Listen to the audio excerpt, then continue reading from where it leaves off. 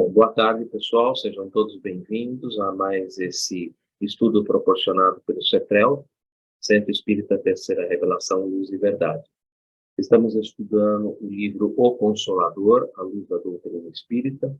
O livro O Consolador é um livro de psicografia de Francisco Cândido Xavier, um livro que foi publicado em 1941, né? É um livro de perguntas e respostas, perguntas que foram elaboradas pela FEB, remetidas a Emmanuel através da psicografia de Chico. Emmanuel nos presenteia com essas respostas que nos abrem mais o horizonte espiritual do estudo, do entendimento do Evangelho do Cristo. Vamos unidos em pensamento, unidos em sentimento, onde quer que nós estejamos, e lembremos sempre que estamos todos mergulhados no alto divino, no fluido cósmico universal que permite que nos liguemos mentalmente e em sentimento, formando essa corrente de pensamentos, essa corrente em que o nosso convidado, Jesus Cristo, como ele mesmo disse, onde dois ou mais estiverem ali falando em meu nome, ele ali estaria, ele está conosco, ele nos acompanha, junto com toda a espiritualidade amiga que nos inspira e nos intui, a fim de que nós possamos nos aprofundar nos ensinos do Mestre Jesus através dos ensinos dos mensageiros do Cristo, Emmanuel, através da psicografia de Chico, no livro Consolador. Vamos, então, fazer uma prece que nos ligará, nos fará com que essa corrente se fortaleça e que nos ponhamos em comunicação com o nosso Pai, com Deus. A prece nos coloca sempre em ligação com o nosso Pai Criador. E assim, iniciaremos os nossos trabalhos de estudo da tarde de hoje com a própria prece que o Mestre Jesus nos ensinou. Pai nosso que estais nos céus, santificado seja o vosso nome, venha a nós o vosso reino, seja feita a vossa vontade, assim na terra como nos céus. O pão nosso de cada dia nos dai hoje. Perdoe as nossas dívidas, assim como nós perdoamos os nossos devedores. E não nos coloque em tentação, mas livra-nos de todo mal, que assim seja, graças a Deus, graças ao Mestre Jesus. Samuel, Rose, sejam todos muito bem-vindos ao nosso estudo. Aqui conosco está a Meg, o Nivaldo e o Edson, que hoje vão estar com a gente aqui nesse estudo. Vamos abrir a pergunta de hoje. A pergunta de hoje é uma pergunta muito interessante. Ela está dentro do bojo das perguntas que trabalha o intelectualismo dentro do bojo principal, que é cultura. Cultura, nós já trabalhamos o item razão e agora estamos trabalhando o item intelectualismo. A pergunta de hoje, gente, é uma pergunta, que é a pergunta 209, é uma pergunta que eu resolvi fazer um trabalho um pouquinho diferente. Eu resolvi colocar alguns slides. E por que eu resolvi fazer esses slides? Porque é uma pergunta muito importante, ela trabalha com diversos aspectos.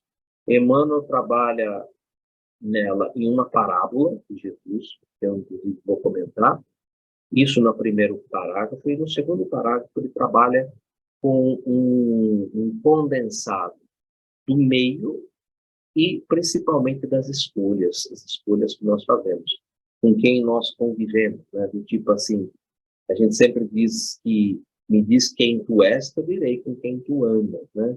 Então, nesse aspecto, é algo muito interessante de a gente avaliar.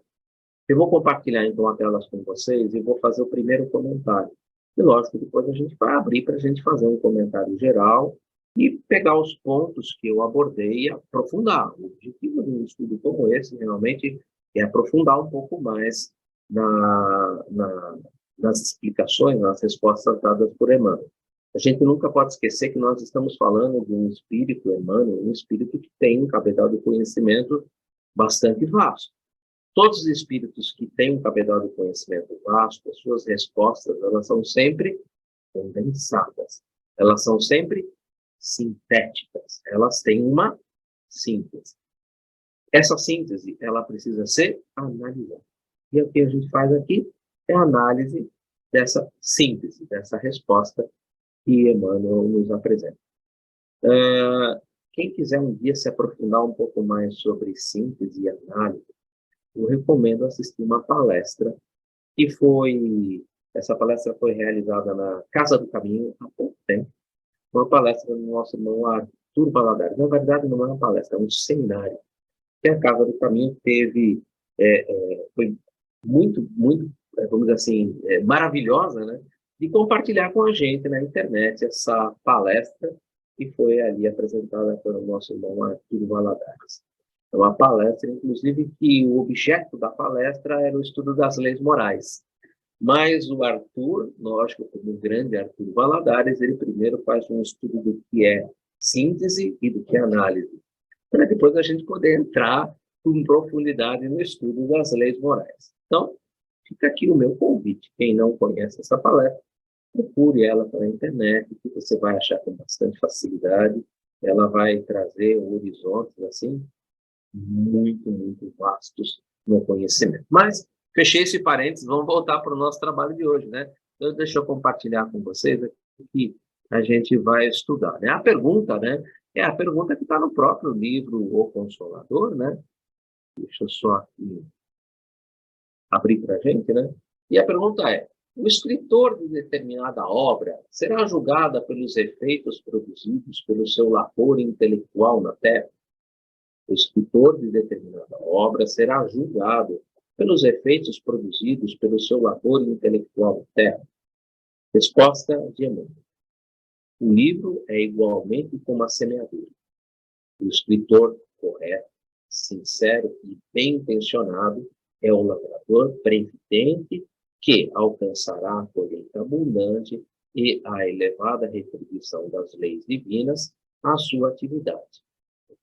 Aí, ao contrário, o literato fútil, amigo das insignificâncias e da vaidade, é bem aquele trabalhador preguiçoso e nulo que semeia ventos para colher tempestades. Continuando a resposta. E o homem de inteligência que vende a sua pena, a sua caneta, a sua opinião e o seu pensamento no mercado da calúnia, do interesse e da ambição e da maldade, é o agricultor criminoso, que humilha as possibilidades generosas da terra, que rouba os vizinhos, que não plantam e não permite o desenvolvimento da semeadura alheia, cultivando espinhos e agravando responsabilidades pelas quais responderá um dia, quando houver despido a indumentária do mundo para comparecer ante as verdades do infinito. Uma resposta lindíssima, em que Emmanuel ele trabalha muito diretamente a uma parábola, né, que é uma parábola muito conhecida de todos nós, que é a parábola do semeador. A parábola do semeador que diz o seguinte: aquele que semeia saiu a semear, e semeando, parte das sementes cai na estrada, e ali, vendo as aves do céu, vendo as sementes, vem e as come. Outra parte cai em terreno pedregoso. Ali ela germina, cresce, mas vindo o sol, por haver pouca terra, ela seca e não produz. Outra parte cai em terreno com espinheiros. Ali ela cresce, ela germina, mas crescem também os espinheiros, e crescem mais do que a semente.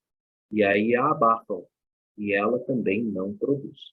Outra parte cai em terreno bom, e ali produz 30, 60 e 100.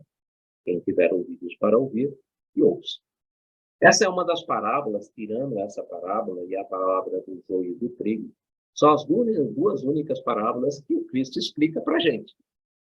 E aí ele nos fala: quem é a semente? A semente é a palavra. A semente é a palavra. O que é o solo? O solo é o coração das pessoas. E quem é o semeador?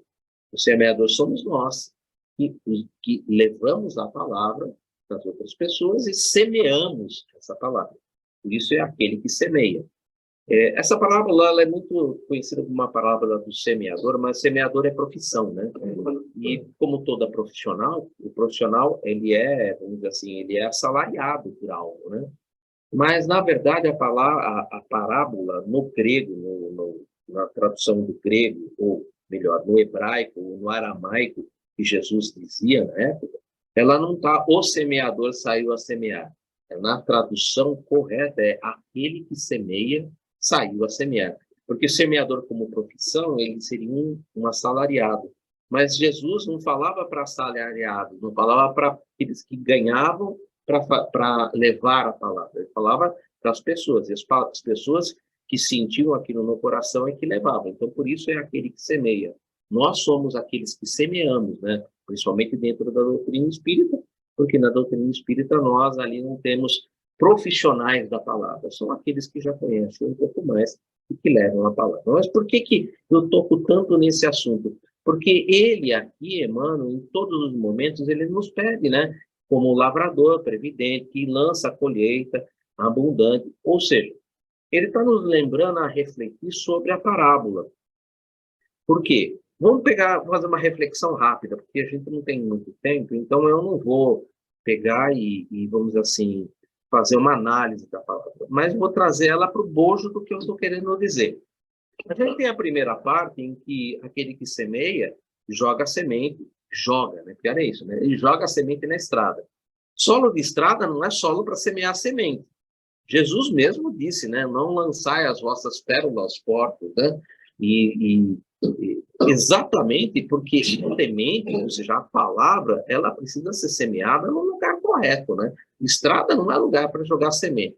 Mas a semente, ela é tão boa, a palavra é tão boa, que mesmo na estrada, não podendo germinar, não podendo frutificar nada, as aves do céu vêm e as comem. Ela serve de alimento, né? Ainda serve de alimento. Já a outra parte, ele fala que ele lança no terreno pedregoso. E ali a semente é boa, ela cresce, ela germina, mas porque havia pouca terra, não produziu. Então, o que cabe àquele que está semeando num terreno pedregoso, ou seja, num coração ainda endurecido, o que precisa fazer? Precisa colocar mais terra. Se ele colocasse mais terra, a semente também produziria.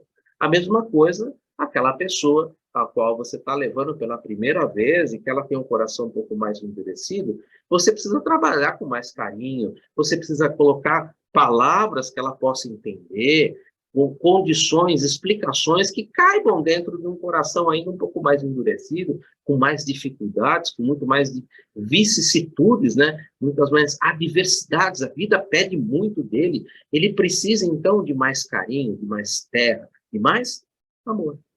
A mesma coisa no outro terreno, um terreno que é um terreno cheio de espinheiros. O que são os espinheiros, né? Os espinheiros representam a materialidade. Muitas vezes a gente ouve a palavra, a gente pega a palavra, a gente põe a palavra no coração, mas quando a gente vê as coisas do mundo, o mundo nos seduz. E seduzindo, a gente deixa a palavra de lado e vai para as coisas do mundo, né? Esquecendo que são meios e não são fins. E a gente acaba vivendo pelos meios e depois, quando a gente chega do outro lado, pergunta: o que você trouxe para cá? Ah, eu tenho carro, eu tenho dinheiro no banco, eu tenho propriedade. Eu não tenho nada, né, meu irmão? Então, o problema aí é um pouco diferente. No outro, você precisava colocar mais terra, mais amor. Aqui você precisa colocar um pouco mais de entendimento, abrir um pouco mais o teu coração, mostrando as realidades e as verdades espirituais. Então, percebem que, tirando o chão de estrada, que como o próprio Kardec pergunta, né, no próprio livro, no livro dos médiuns, na introdução do livro dos médiuns, quando ele pergunta se seria lícito, né, a gente tentar convencer um incrédito obstinado, e a resposta ali, quem dá é São Luís, né? E São Luís é muito claro, ele fala: olha, deixai o que a própria providência divina irá conduzi-lo até o rebanho. Então, não adianta você querer ficar, é aquele que o Samuel fala, né? E também o nosso irmão Simão Pedro de Lima fala muito, é bater em ferro frio, né? Não adianta, você não vai conseguir dobrar. Então, deixar que no momento oportuno a própria providência divina vai trazê-lo. Mas o restante é uma questão de trabalho, é uma questão de como você vai trabalhar com isso. E isso que ele nos convida, né? O lavador previdente que alcança a colheita abundante e a elevada retribuição das leis divinas à sua atividade. Ou seja, tem que ser realmente esse escritor, esse trabalhador, esse semeador, ele tem que ser alguém que tenha que tomar cuidado com aquilo, com a palavra que ele está semeando, com aquilo que ele está entregando para cada um. Então, isso é muito importante, né? Eu achei importante porque todo o trabalho de Emmanuel ele ficou muito preso à resposta justamente a essa parábola do semeador. Mas, como eu falei, eu queria lembrar que isso também foi trabalhado quando a gente estudou um livro, que é o livro Nos Domínios da Mediunidade, no capítulo 15, Forças Viciadas. E eu vou mais ler, eu não vou comentar, porque eu acho que senão a gente não tem tempo depois da gente conversar. Influência benéfica ou maléfica dos ambientes que frequentamos. Isso foi visto no livro de apoio de Martins Peralva, Estudando a Mediunidade. Como objetivo essencial desse livro é de focalizar nos assuntos relacionados com o mediunismo, lembramos a importância ambiental para o obreiro e na seara mediúnica. Por que eu estou abrindo esse caminho de pensamento? Porque muitas vezes as pessoas já me perguntaram assim, eu posso fazer psicografia em casa? Eu posso ter algum trabalho mediúnico em casa? E a resposta que eu sempre dou é, não é aconselhável. Não é aconselhável. E por que não é aconselhável? A gente vai ouvir alguém que é um espírito de elevada hierarquia, que é o nosso irmão Alves, né? Que ele é um benfeitor, ele é um mentor, né? Que está ali ajudando nessa obra André Luiz e Hilário. E aí ele nos toca sobre o assunto do local. A casa seria realmente o local ideal para isso? Lembramos, então, a importância ambiencial, né, para o obreiro da seara mediúnica. O médium que preza a faculdade que Deus lhe concedeu e que deseja converter-se em servidor operoso não deve habituar-se aos ambientes viciosos, onde os frequentadores, encarnados e desencarnados, pela expressão inferiorizada dos seus sentimentos, constituam ameaça ao seu equilíbrio interior. Mas, mesmo aqueles medianeiros que se caracterizavam por relativa segurança, sofrem os reflexos vibratórios de semelhantes ambientes. Devemos considerar que é o médium, em tese, uma criatura falível, igual a todos nós. A circunstância mesma de ter uma mais apurada sensibilidade torna-o mais acessível às influências psíquicas. A casa mental do medianeiro deve estar sempre custodiada pelo amor e pela sabedoria, pela moral e pela compreensão. Somente o obreiro que já se realizou a si mesmo, através da faculdade bem desenvolvida e cristamente educada, na unidade com Jesus, saberá resguardar-se com ele. Somente o medianeiro portador de apreciáveis valores morais poderá, sem prejuízos, neutralizar as influências perniciosas, recorrendo ao Evangelho, fonte de toda a sabedoria. Recorrendo ao Evangelho, fonte de toda a sabedoria, mencionaremos por oportuno aquela passagem em que Jesus, estando em Betsaida, ou Betsaida, como vocês preferirem, cura um cego e depois lhe recomenda incisivamente: não entres na aldeia. Ou seja, saia dos seus hábitos. Se você continuar nos mesmos hábitos, as coisas não vão bem. O médium que deseja preservar o seu equilíbrio deve ser cuidadoso na escolha dos ambientes que lhe convêm. Somente o imperativo da fraternidade deve justificar a presença do obreiro do mediunismo cristão em ambientes duvidosos, onde as paixões e os sentimentos inferiores constituam doce farniente, o ócio prazeroso e relaxante dos seus frequentadores. O médium, a benefício de si mesmo e da obra, deve escolher ambientes onde as suas forças morais se consolidem e os propósitos superiores lhe sejam um estímulo ao estudo e ao trabalho com Jesus. Normalmente se encontra isso dentro da casa espírita, tá, gente? Conhecemos companheiros com apreciáveis qualidades de abnegação e boa vontade que, tentando ajudar em determinados ambientes, passaram a ser vítimas de entidades cruéis, das quais, para se desvencilharem, muito esforço e muita oração foram necessários. Cuidado com esses ambientes. Por isso, guardando no coração a fragilidade que constitui ainda o nosso apanágio, o nosso atributo, foram terrivelmente envolvidos pelas forças viciadas. em cujo domínio quiseram penetrar. Somente os vanguardeiros valorosos, que já se fizeram portadores de valiosas aquisições espirituais, devem comparecer à retaguarda, onde hostes tenebrosas implantaram o seu reinado de sombra. Em primeiro lugar, a autopreparação, pelo trabalho comum e pela renovação. Em segundo, os grandes encargos que pedem experiência e fortaleza. Isso já nos qualifica com relação ao ambiente. E aí, com relação ao objeto que nós estamos agora, que é o escritor. A mesma obra, ela continua trabalhando sobre isso, visitando um bar noturno, observando os beberrões cujas taças eram partilhadas pelos sócios que lhe eram invisíveis, Hilário recordou. Ontem visitamos um templo em que desencarnados e sofredores se exprimiam, falavam por intermédio de criaturas necessitadas de assíduo. E ali estudamos algo sobre mediunidade. Aqui vemos entidades viciosas, valendo-se de pessoas com quem elas se afinam numa perfeita comunhão de forças superiores. Aqui, tanto quanto lá, será lícito ver a mediunidade em ação? O que vocês acham? Né? Sem dúvida alguma, né? Sem qualquer dúvida. Recursos psíquicos, nesses ou naquele grau de desenvolvimento, são peculiares a todos, tanto quanto o poder da locomoção ou a faculdade de respirar, constituindo forças que o espírito encarnado ou desencarnado pode empregar no bem ou no mal de si mesmo. A faculdade mediúnica em si é, portanto, neutra. Ser médium não quer dizer que a alma esteja agraciada por privilégios ou conquistas feitas. Isso é importante, hein? Comentário de quem são os médiuns na sua generalidade. O livro Emmanuel é o primeiro livro, né, de Emmanuel, da obra de Chico, né? Os médiuns, em sua generalidade, não estou dizendo todos, mas em sua generalidade, principalmente aqueles que não têm mandato mediúnico, não são missionários na acepção comum do termo. São almas que fracassaram desastradamente, que contrariaram sobremaneira o curso das leis divinas, resgatam sob o peso de severos compromissos e limitadas responsabilidades do passado obscuro e debioso. Seu pretérito muitas vezes se encontra enodoado de grave infeliz e erros clamorosos, quase sempre.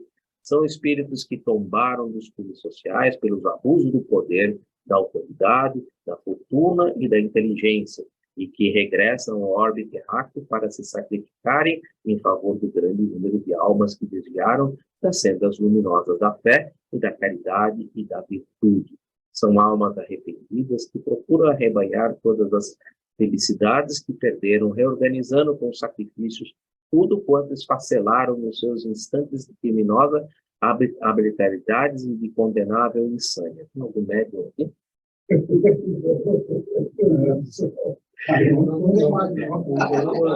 Retornando, né, só para a gente continuar, né? Muitas vezes é possível encontrar pessoas altamente favorecidas com o dom da mediunidade, mas dominadas, subjugadas por entidades sombrias ou delinquentes, com as quais se afinam de modo perfeito, servindo ao escândalo, pedra de tropeço. E a perturbação, em vez de cooperarem na extensão do bem.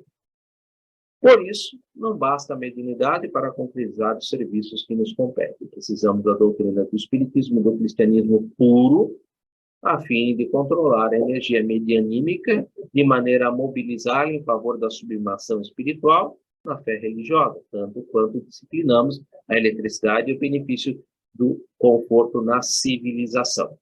Agora, eu montei todo esse arcabouço para que a gente pudesse entender o que é que ele fala sobre a pena e por que é que as coisas, quando você usa da escrita, o que você pode semear e pode colher tempestades ou pode colher coisas boas. E aqui um exemplo de alguém que semeou vento, possivelmente colherá tempestades. Nisso, Aulus relançou o olhar pelo aposentos reservados, mais próximos, qual já os conhecesse, fixando certa porta, convidou-nos a atravessá-los. Seguimos-no ombro a ombro. Em mesa abundante, provida com fino conhaque, um rapaz humano com volúpia, e sob o domínio de uma entidade digna de compaixão, a foto ao lado é bem clássica, né? Pelo aspecto repelente em que se mostrava, escrevia. Melhor dizendo, psicografava. Estudemos, recomendou o orientador. O cérebro do moço embebia-se em substância escura e pastosa, que escorria das mãos do triste companheiro que o enlaçava, o abraçava. Via-se a absoluta associação, comunhão, na autoria dos caracteres escritos. Na autoria dos caracteres escritos. A dupla, em trabalho, não nos registrou a presença. Óbvio, padrões espirituais muito diferentes. Nosso irmão desconhecido, aí Aulus, né? Aí ele vai nos explicar aquilo que Emmanuel nos explicou. Nosso irmão desconhecido é hábil médium psicólogo. Tem as células do pensamento integralmente controladas pelo infeliz cultivador de crueldade sob a nossa vista. E manta-se-lhe a imaginação, ele assimila as ideias, atendendo-lhe aos propósitos escuros através dos princípios da indução magnética. E vês que o rapaz, desejando produzir páginas escrabosas, encontrou quem lhe fortaleça a mente e o ajude nesse mistério. Me diga quem tu és, eu te direi com quem tu andas. Aulus, essa frase é lapidar, né, gente? Encontramos sempre o que procuramos ser. Se ele queria alguém para escrever páginas escravosas, se você procura alguém com sinceridade para escrever páginas que possam prover soerguimento moral, quem você imagina que você vai encontrar? Todavia, será ele um médium na acepção real do termo? Pergunta linda, né? Será a peça ativa em algum agrupamento espírita comum? Algo não, né? Não está sob qualquer disciplina espiritualizante. Se estivesse, possivelmente não estaria num lugar como esse. Por isso eu trabalhei o local, o ambiente. O médium, ele aprende que se ele vai num local como esse, ele carrega consigo uma quantidade enorme de obsessores e espíritos que ali se coadunam com aquele local. Por isso que eu trabalhei com o local primeiro.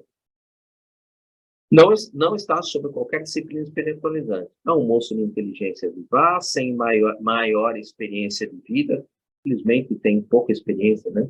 Manejado, ou seja, é manipulado por entidades perturbadoras, porque assim se permitiu.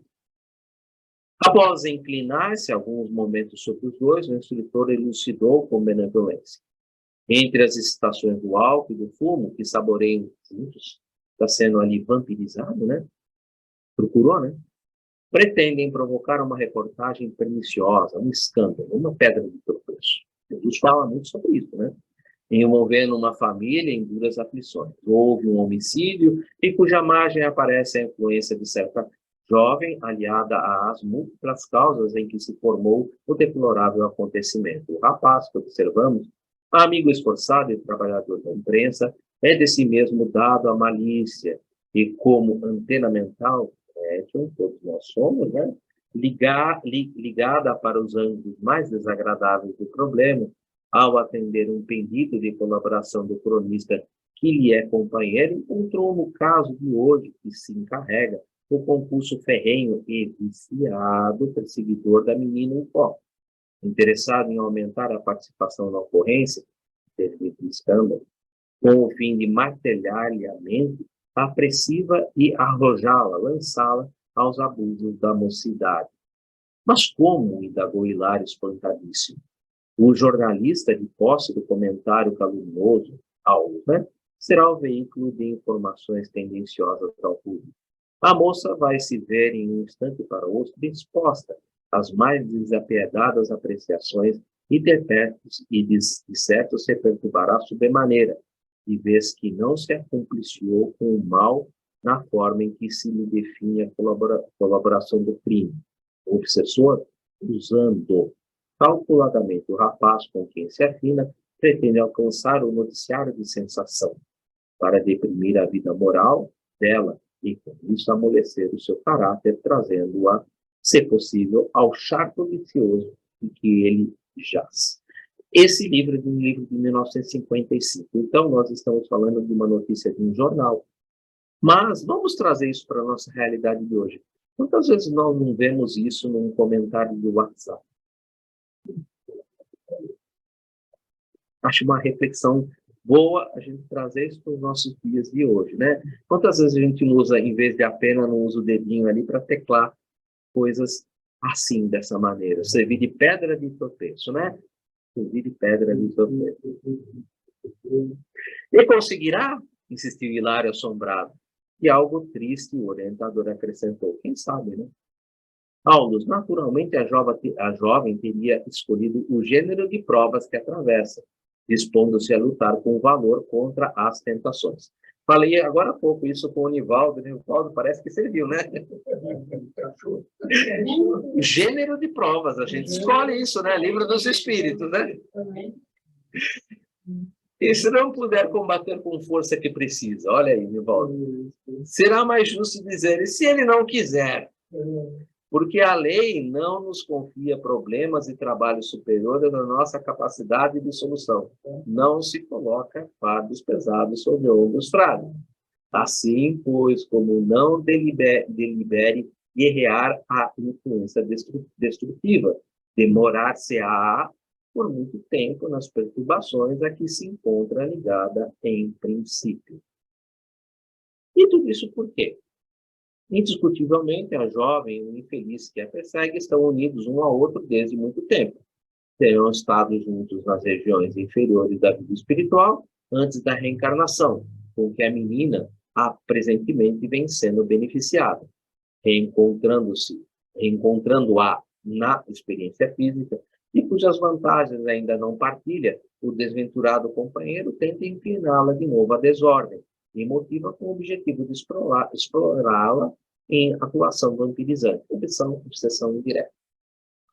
A gente está cansado de ver esse tipo de coisa, tá? O quadro, sob nossa análise, induz a meditação nos fenômenos gerais de intercâmbio. Todos nós somos médiuns. Kardec foi muito bem postulado sobre isso, né? Em que a humanidade total se envolve sem perceber. E ao usar, sim, com certeza, né? Concordou o orientador. Faculdades medianímicas e cooperação do mundo espiritual surgem por toda parte. Onde há pensamento, há correntes mentais. E onde há correntes mentais, existe associação. E toda associação é interdependência e influenciação recíproca. Daí, concluímos quanto à necessidade de vida nobre, a fim de atrairmos conhecimentos que nos enobreçam. Trabalho digno, bondade, compreensão fraterna, serviço aos semelhantes, respeito à natureza e oração constituem os meios mais puros de assimilar os princípios superiores da vida, porque damos e recebemos em espírito no plano das ideias, segundo leis universais que não conseguiremos iludir. Em silencioso gesto, com que nos recordava o dever a cumprir, o assistente convidou-nos a retirada da vida pública. Retornamos à via pública. E significativa inflexão de voz, acrescentou. E aí terminamos. Como vemos, influências do bem ou do mal na esfera evolutiva em que nos achamos aqui se estendem por todos os lados, e por todos os lados registramos a presença de faculdades medianímicas, que as assimilam segundo a direção feliz ou infeliz, correta ou indigna, em que cada mente se localiza. Estudando assim a mediunidade nos santuários do Espiritismo com Jesus, e aqui a finalização, porque que a gente normalmente pede e recomenda, por isso que a gente fala assim, não é aconselhável, né?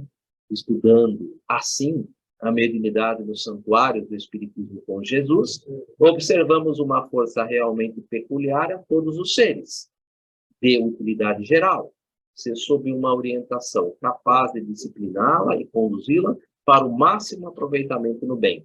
Recordemos a eletricidade, que pouco a pouco vai transformando a face do mundo. Não basta ser dono de poderosa cachoeira, com potencial de milhões de cavalos a vapor. É preciso instalar junto dela a inteligência da usina para controlar os recursos, dinamizá-los e distribuí-los, conforme a necessidade de cada um.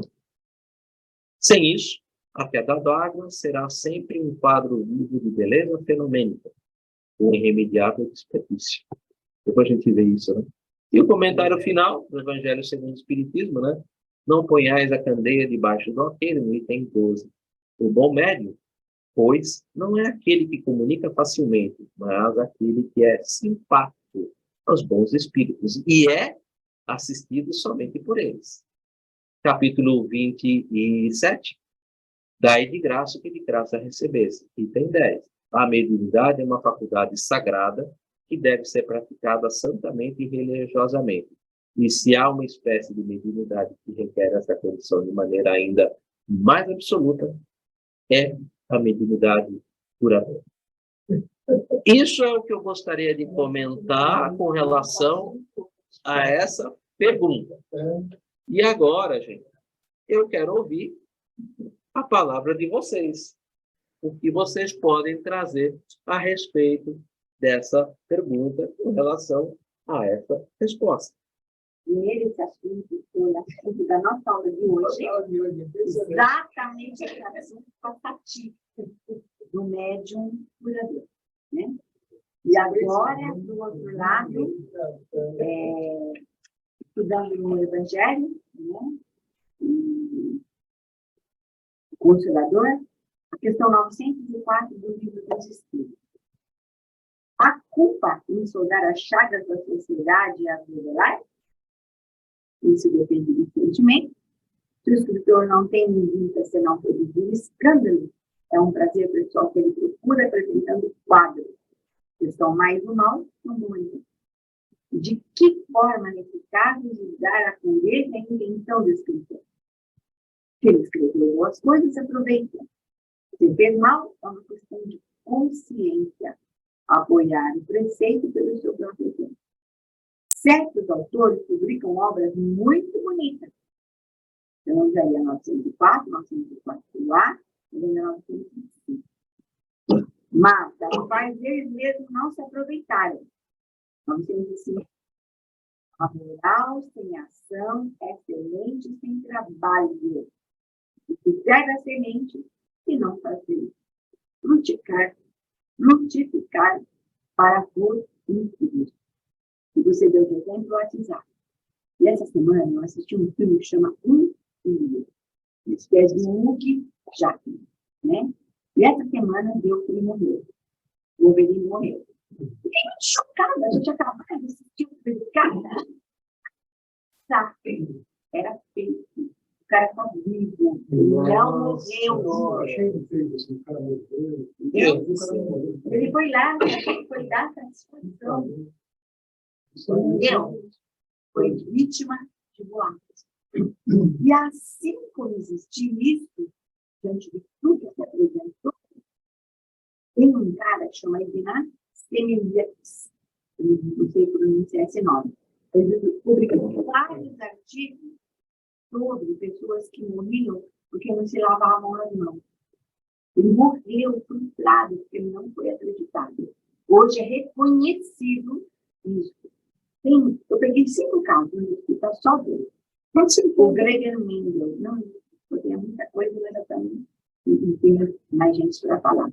O Gregor Mendel, em 1884, descobriu a herança genética. Só foi resolvido esse assunto 16 anos depois da morte dele. Entendeu? Então, muitas coisas são colocadas. Caímos na pergunta, o livro é igualmente como a semeadura.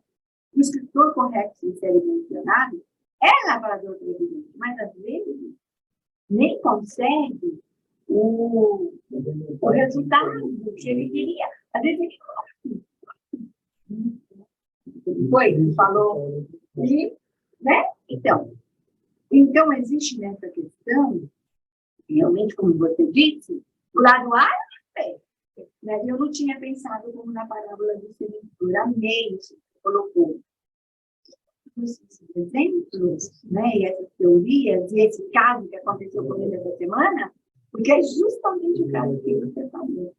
Tá? Então, eu achei que essa questão 209 do livro Consolador está no Livro dos Espíritos, na questão 904, 904A, 905 e 905A, e mais toda essa beleza que você fez de pesquisa maravilhosa aí,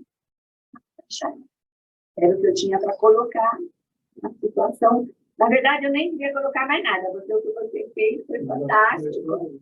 Não, de jeito nenhum. Tá, mas- As questões do livro dos Espíritos eu nem fui atrás, porque eu tenho certeza que você ia Ah, encontrar. eu acho até que essa questão do 209 tem muito a ver com a nossa questão 210 da semana que vem, que é a última deste grupo, Sim. que daí nós vamos entrar em personalidade. Realmente aí a gente vai entrar numa área muito complicada. Outra área. Era bem mais Mas foi o que eu consegui achar dessa questão de hoje, 209. E vamos aí abrir aí primeiro aí, Samuel. Nossa, agora está com 12 livros.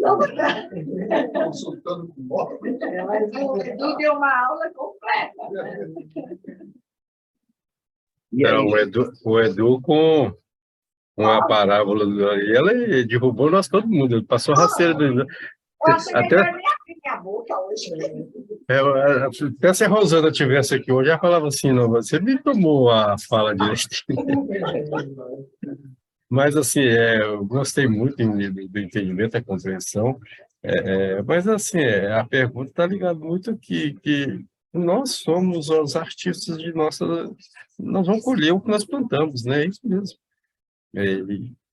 E agora também foi ser bom Edu, você ter falado sobre o Arthur Baladares, que nós estamos trabalhando no domingo, uma vez por mês, esse trabalho do Livro dos Espíritos. Ele fez a terceira parte, as leis morais dele, então vai ter a quarta parte no mês que vem. Mas, assim, eu não tinha visto, porque ao domingo que eu estava ausente, foi até bom, agora você me puxou a orelha, eu vou ouvi-lo, entendeu?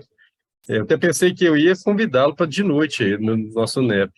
Aí, como ele fez a palestra e cascou fora direto para ele, mora em São Carlos, é muito longe, daqui lá deve ser uns 4, 5 horas de viagem, ele foi embora, depois do almoço. Mas vamos ver. Para amanhã, Simão Pedro. Quem sabe ele nos brinda. Eu fiz o convite para ele participar do nosso NEP lá. Quem sabe ele nos brinda. que bom. Então, realmente, quem não assistiu, gente, eu vou até deixar gravado, fica gravado, né? Essa palestra não é uma palestra, é um seminário. São 2 horas e 10 minutos. Ele trabalha sobre as leis morais, ele trabalha primeiro uma explicação muito importante sobre síntese e análise, porque senão não tem como avaliar, né, as leis morais, porque, na verdade, as leis morais nós temos 10, não quero estragar a palestra dele, né, mas são 10 leis morais que estão lá no livro terceiro do livro dos Espíritos. Tá? Então, o que acontece? São 10 leis morais porque elas estão sedimentadas sobre as 10 leis, que é o decálogo do Êxodo, capítulo 20. Só que o capítulo 20 do Êxodo, ele é uma síntese. E as 10 leis morais que estão no livro dos Espíritos é uma análise dessa síntese que está lá no Êxodo, no capítulo 20. Por isso que ele faz esse trabalho e por isso que eu recomendo fortemente assistir essa palestra para que você possa ter uma ideia um pouco mais clara do que é as 10 leis morais que estão no livro dos Espíritos e como elas representam essa análise das 10 do decálogo. São as 10 leis de Deus expressas em nossa consciência, que é uma síntese e que precisa ser analisada à luz da doutrina espírita. Então, convido vocês a assistirem essa palestra. Eu já tinha uma ideia, mais ou menos, do que eu ia falar, mas é uma palestra de 2 horas e 10 minutos que valem a pena. 2 horas e 10 minutos que vão realmente ser substanciais. Então, fica essa propaganda aqui já gravada para quem estiver um dia ouvindo, não perca a oportunidade de assistir essa palestra promovida na Casa do Caminho, que é As Leis Morais, do livro terceiro do Livro dos Espíritos. Mas, fechando parênteses e trazendo para cá, quem quer falar mais alguma coisa? Vamos lá, gente. O escritor, como é que a gente analisa isso? Bom, é o seguinte. Fala alto, senão não fica na gravação. Eu acredito no seguinte, que isso foi, essa obra foi elaborada no momento em que a principal forma de divulgação do conhecimento era através dos livros, né? E se fala muito dos autores, né? Os autores dos livros. Você escreve, o que você escreve permanece, né? principalmente no livro, né? Você não sabe nem onde vai desaguar tudo, né? Porque pode se passar 20, 30, 40, 50, 100 anos, e 180, como já passou, né? E nós estamos aqui finalizando uma obra que foi escrita com 80 anos. Então, a coisa permanece, ainda como você mesmo comentou, trazido aqui para o dia de hoje, né? Hoje nós temos a internet, né? Ele comentou bem, a internet, todo mundo fala o que quer, e o peso daquilo que você falou desaparece em 10 minutos, né? Aquilo é absorvido, desaparece e ninguém mais lembra disso. Mas acontece o seguinte, que ficam as sequelas, né? Ficam ali os efeitos colaterais. E isso nos traz a seguinte reflexão, é que todos os nossos atos são, com certeza, passíveis de responsabilidade, tá? Então, não adianta você passar borracha naquilo. Assim como a palavra também, né?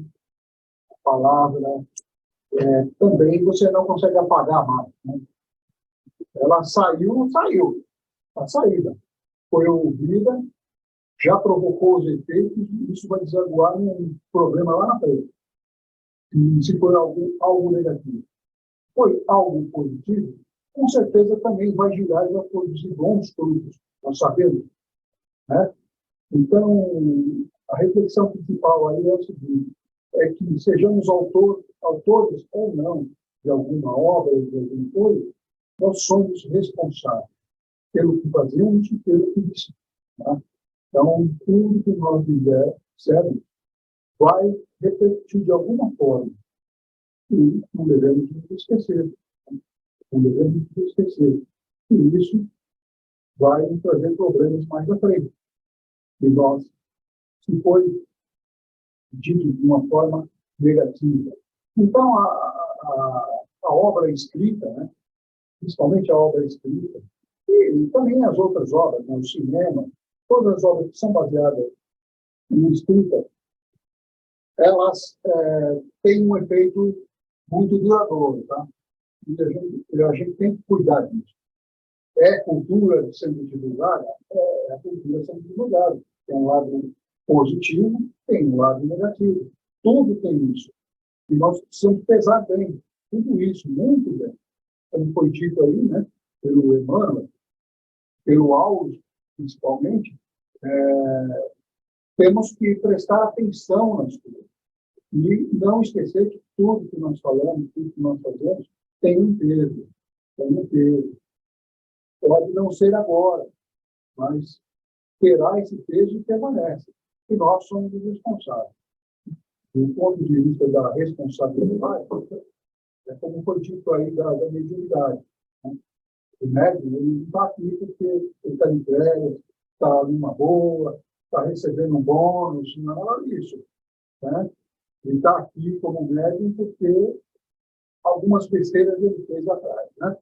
Então, eu mesmo sou médium e eu já passei por alguns processos de depuração aí, e isso me fez sofrer muito. Então, principalmente porque a gente reflete muito a respeito. Por que as coisas estão assim? Por que as coisas estão assim? Eu ainda não tive não posso dizer o azar, né? Permanecer isso, de receber um espírito negativo que viesse de dar coisas negativas para mim.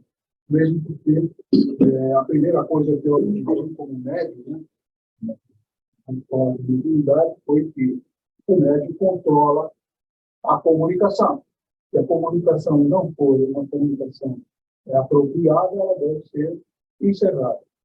O espírito que estiver tentando fazer isso aí, ele deve ser radicalmente cortado. Então, por isso que eu fui aprendendo. E graças a Deus, a minha mediunidade está dirigida para o bem. Todas as comunicações que eu recebo são comunicações edificantes. Eu não passo nada que seja negativo. Não passo. É esse princípio. Então, veio a comunicação, ali na mesma hora eu estou analisando o que está vindo, que vai entrar. Antigamente, eu tinha até eu digo que é um privilégio porque o Espírito comunicava para mim o que ele ia falar. E hoje não, ele fala simultaneamente, eu vou falando. Se a coisa, eu perceber que a coisa vai desenrolar, eu já corto a comunicação. Mas isso aí não pode, não. É um processo, é progressivo. Você vai aprendendo, mas no começo eu não tinha esse filtro, não tinha esse crivo, né? De pegar e amarrar as coisas no vídeo, não sei falando. Às vezes tinha dois espíritos que eu falava ao mesmo tempo, então você precisa aprender a lidar com essa situação, né? Quem é o bom, quem é o mal. É isso que a gente tem que analisar ali na hora. Isso vai servir ou não vai? Se for servir, vamos botar para frente. Se não, corta aqui. E foi isso que eu fui aprendendo com o tempo e eu consegui fazer isso. Não estou livre de sofrer qualquer tipo de assédio, como todo médico sofre também. A gente sabe. Nós temos os bons dias e os maus dias. Mas nós temos já uma base moral. Nós temos uma base moral. Graças a Deus, somos espíritos. Então, é isso que eu acho que a gente deve prestar atenção. Bem atentos às lições recebidas e vamos segurar com a gente tudo aquilo que é bom e é construtivo, para que a gente não possa ter algum momento de tropeço. Isso pode ocorrer, é lógico, faz parte do processo. Nós estamos num processo de educação. Então, com certeza virá alguma coisa aí e a gente vai tropeçar. Mas a gente está preparado moralmente para isso. Se a gente quiser, a gente vai passar por isso e vai tirar do leito. É isso. Por isso que é importante dos estudos essas reflexões que estamos fazendo. Para que a gente possa fixar isso em nossas mentes, né, e não cair, né, nessa cilada que aparece, né? Eu lembro que o poder que nós temos, eu vou colocar assim,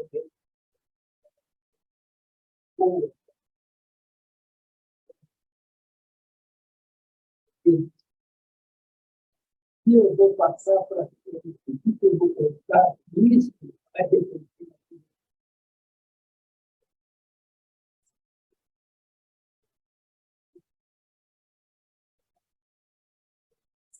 Então, o que você está fazendo, onde está colocando essa semente para que ela domine e ajude.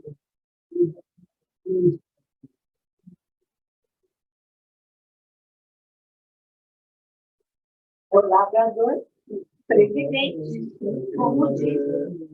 Tudo que a gente aprende se transforma em semente. E nossa obrigação, como trabalhadores da última hora, é plantar.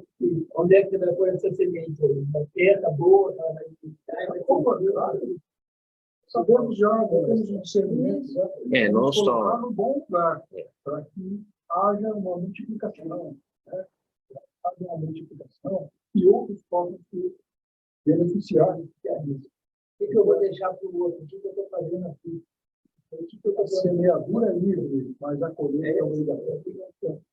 O nosso irmão Francisco Cândido Xavier, no início dos seus trabalhos, todos nós sabemos disso, né? Ele começou muito trabalhando, né, nos aspectos da mediunidade e materialização de espíritos. A gente lembra, inclusive a gente estudou isso no capítulo 28 do livro Nos Domínios da Mediunidade. Mas a gente tem que lembrar também que, passado um determinado tempo ali daquele início, né, Emmanuel chega e fala para Chico, olha, chega de interpretações, porque o livro, ele frutifica, ele cresce e frutifica. Mas uma coisa importante que os biógrafos do Chico revelam é que todos os 467 livros que a gente conhece, fora aqueles que a gente não conhece do Chico, né, que estão aí ainda e não estão assim tão divulgados, mas 467 são os mais divulgados, todos eles eram psicografias, eles eram psicografados, Chico psicografado. Uma vez psicografado o livro, todo escrito, ele era máquina de escrever. Estamos no século passado, não tínhamos ali computador, então era na máquina de escrever. Fazia todo o livro punha na máquina de escrever. Na máquina de escrever. É. Isso era no bico do pé. Então, mas eu acho que a grande maioria foi na máquina de escrever. Eles foram digitados na máquina de escrever. Aí tem aquele calhamaço de folhas A4, né, enorme, assim, que iria ser mandar para a gráfica. Mandava para a gráfica? Ele era primeiro numa sessão, era chamado o espírito através do Chico, que tinha psicografado, e alguém lia inteirinho. Inteirinho. E o espírito ia ouvindo e se manifestava através do Chico toda vez que havia algum problema. Opa, para aí. Isso não é bem assim. Houve um problema de filtragem mediúnica, isso precisa corrigir. Isso é assim.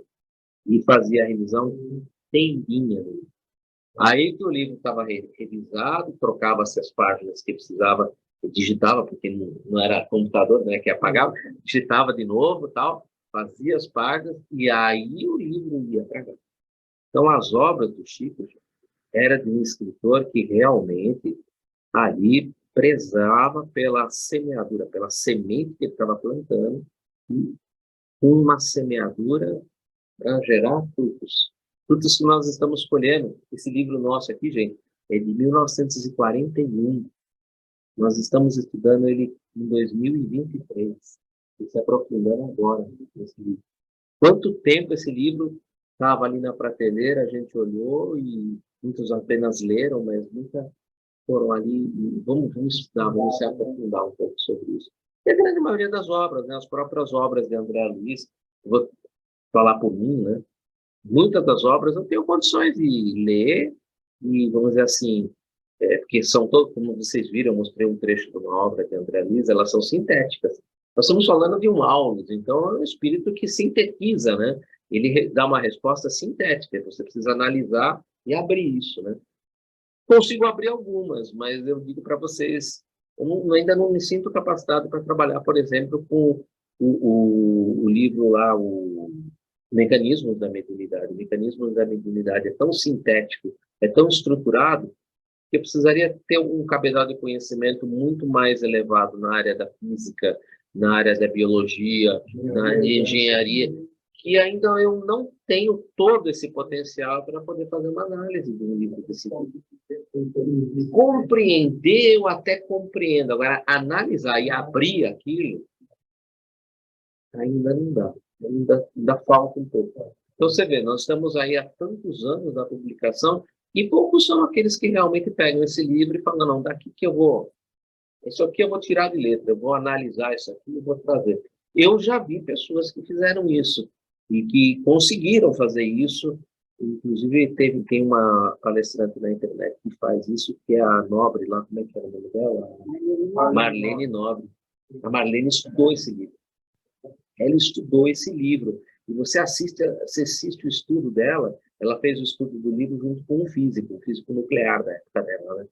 E aí você consegue compreender um pouco melhor o mecanismo da mediunidade. Mas precisou ter ali alguém que realmente pudesse, um físico, depois teve um engenheiro eletrônico que também participou, que participava com ela e que estudava esse livro com profundidade. Quer dizer, olha quanto você precisa para poder compreender uma obra desse porte, né? Então, aquele que realmente se dedica para esse trabalho, realmente colhe aquilo que planta, né? E a gente vê o caso do Chico, né?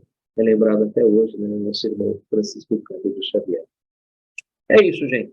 Eu não sei se alguém gostaria de colocar mais alguma coisa. Temos aí mais alguns segundinhos.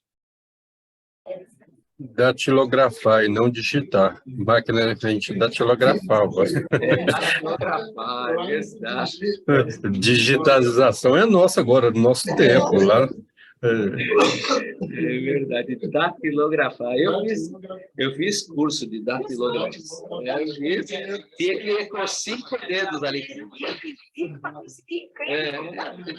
Não, e depois teve a inovação, veio a máquina elétrica. Nossa, isso aí foi uma inovação absurda. Antigamente, aquela que você batia lá...